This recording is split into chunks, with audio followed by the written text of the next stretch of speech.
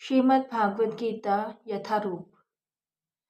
अतः हे अर्जुन, अपने सारे कार्यों को मुझ में समर्पित करके मेरे पूर्ण ज्ञान से युक्त होकर लाभ की आकांक्षा से रहित, स्वामित्व के किसी दावे के बिना तथा आलस्य से रहित होकर युद्ध करो। तात्पर्य: यह श्लोक भगवत गीता के प्रयोजन को स्पष्टता इंगित करने वाला है। भगवान की शिक्षा है कि स्वधर्म पालन के लिए सैन्य अनुशासन के सदृश पूर्णतया कृष्ण भावना भावित होना आवश्यक है।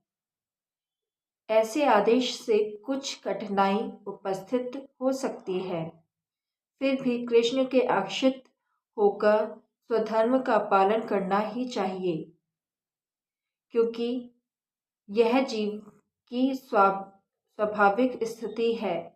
जीव भगवान के सहयोग के बिना सुखी नहीं हो सकता, क्योंकि जीव की नित्य स्वाभाविक स्थिति ऐसी है कि भगवान की इच्छाओं के अधीन रहा जाए। अतः श्री कृष्ण ने अर्जुन को युद्ध करने का इस तरह आदेश दिया मानो भगवान उसके सेना नायक हो। परमेश्वर की इच्छा के लिए मनुष्य को सर्वस्व की बलि करनी होती है और साथ ही स्वामित्व जताए बिना स्वधर्म का पालन करना होता है।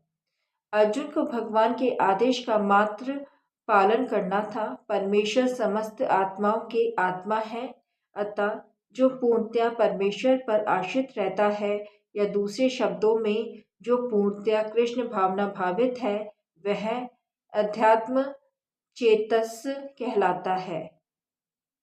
निराशी का अर्थ है स्वामी के आदेशानुसार कार्य करना, किंतु फल की आशा न करना।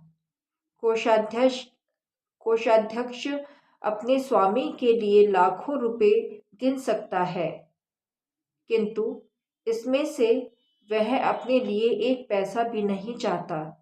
इसी प्रकार मनुष्य को यह समझना चाहिए कि इस संसार में किसी व्यक्ति का कुछ भी नहीं है, सारी वस्तुएं परमेश्वर की हैं।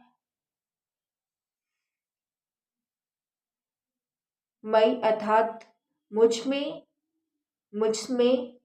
का वास्तविक तात्पर्य यही है। और जब मनुष्य इस प्रकार से कृष्ण भावनामृत में कार्य